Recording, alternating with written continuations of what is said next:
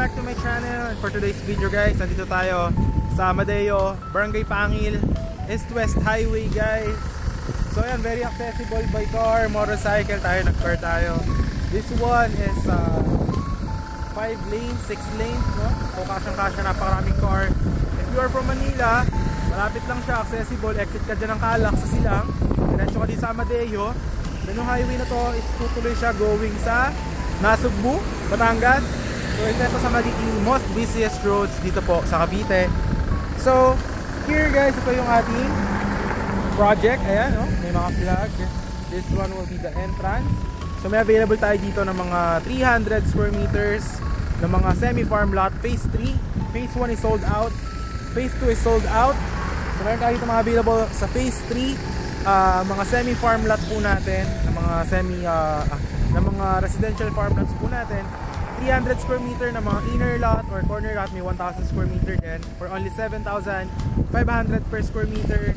Tapos 3 years, 0% interest naman siya. Ang down payment is 24%. With discount naman yan.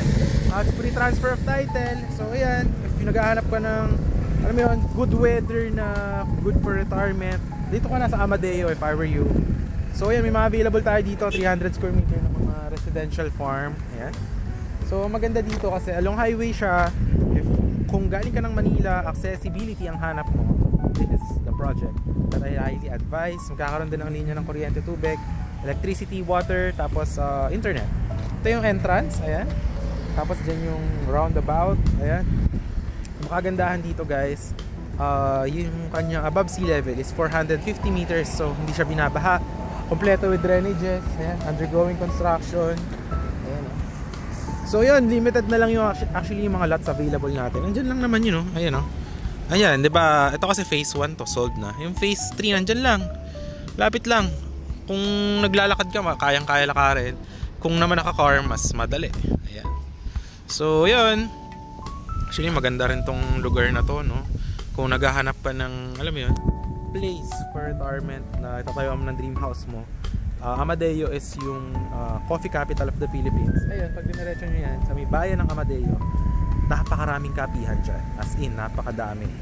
Tapos ito, kung mahilig ka magplantito-plantita, if I were you, get 300 square meter.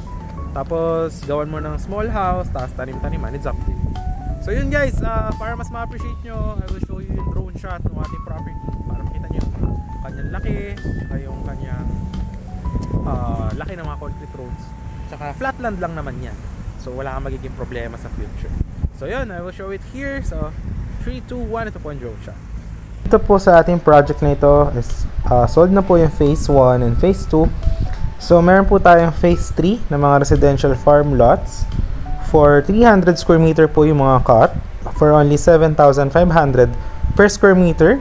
And free transfer of title po siya. Tapos pwede kayong maggawa ng inyong pangarap na house or pangarap na parang staycation, rest house. So depende po yun sa inyo. So dito po guys, yung from the highway, andyan po yung phase 1, tapos phase 2. Yung phase 3, andyan lang po, magkakaroon po tayo ng clubhouse. And then landscape na entrance. And yung mga commercial lots po, yung mga nakabili before is depende po if gusto nilang gawing cafe or business, depende po.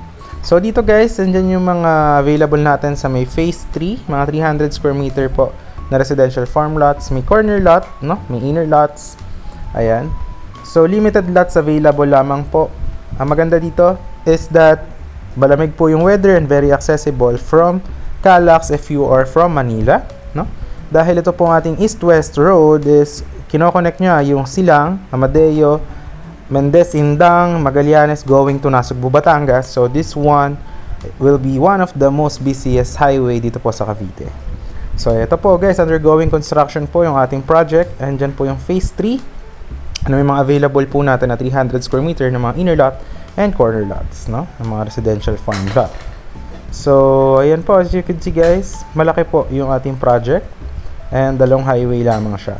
So sa dulo ng video, papakita ko naman kung ano yung sample. Ito po, yung mga finish natin na projects, which is ganyan din po yung magiging itsura ng mga concrete roads natin. So mga 8 meters and 10 meters po yung wide ng ating mga concrete roads. para to accommodate yung mga owners po natin. With drainages po yan, lines for electricity and water. Ganyan na ganyan din po yung magiging itsura ng ating project sa Amadeo. But in this case, ito po ating project na ito is sa Silang Cavite along Aguinaldo Highway, no? So, yan. As you can see, any house design naman po siya. It's up to you if you want to have your own contractor for your own design. So, it depends po sa inyo. So yan guys, merong mga basketball court, ganyan po yung ating amenities para sa mga kids, no? If they are, alam mo yun, away from the city, makapag-exercise din sila when you are away from the city and you are here near Tagaytay at Amadeo, no? And enjoying and relaxing the provincia vibes. So yun lang guys, if you're interested, maraming salamat po sa panonood. Nandiyan yung Viber WhatsApp ko.